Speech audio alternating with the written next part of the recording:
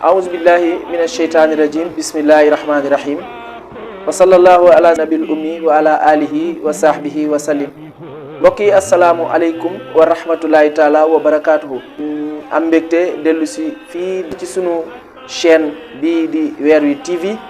Weer Wi TV yitte mooy dox ci diina ji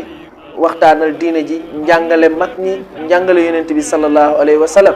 ñu fas yéene si ànd ak yéen incha allah bis bu ne di ngeen jot émission bu bees boo xam ne dañuy waxtaan ak yéen ci lenn si dundu yonent bi ci jaar-jaaram mbokk yi ku ne nag wàccaayu gàmmu wàccaayu juddu yonent bi am na la lu ci xew-xew yu ci am na lu ci mag ñi wax am na lu ci sax yàlla wax subhanahu wa taala ndax boo demee ci alquran présence yonent bi nekkul dafa ñëw rek ndax yonent la dafa rafet ndax yonent la dafa baax ndax yonent la dafa tabe présence am yàlla dafa ne dafa am lu tax Mustafa ñëw ci àdduna moo tax alquran ne laqad manna allahu alal muminina iz baasa fihim rasulan min anfusihim yatlu alayhim ayatihim wa yuzakkihim wa yuallimuhum alkitaba wal hikma wa in kaanu min qablu la fi dalalin mubin mbokk yi li tax nag juddu yonent bi di mu'jiza lu tax juddu yonent bi di kaawteef lu tax juddu yonent bi di mbégte na ko sa maam Seex Sidil Haaji Maalik waxoon wa aamun summa shahrun summa yawmun ata fiihi hudaa xarnul xuruni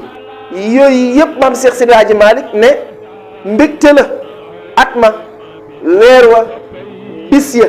mbégte la moo tax alquran ne laqad manna allaahu yàlla ne xéewalee naa leen man yàlla alal muminina is baasa fihim koo xam ne ci yéen la lan la rasulan ndaw min anfusihim gis nga min anfusihim ku mel ni yéen ci seen bopp laa jëlee rasulan ab ndaw ba pare nag yatlu dafa ñëw alayhi ayatihim dafa ñëw pour jàngal ñu moom yonent bi di tax ñu ne at mi mbégte la weer wi mbégte la bis yi mbégte la parce que yàlla moom moo ne dafa ñëw pour indil leen xéewal kon mbokk yi ñu teg sunu baaraam ci yatlu alayhim ayatihim yatlu daf ñuy jàngal alayhim moom Mustafa jëlee ko ci yàlla indi ko si ñun ayatihim kaawteefu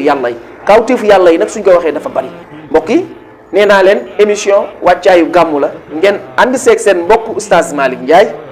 ñu ànd ak yéen ci sunu télé bii di Weer Wi TV weer wi nag suñ ko waxee weer bay neexal lépp luy am nii muy neexalee lépp muy am yàlla na ko neexalee seen i mbir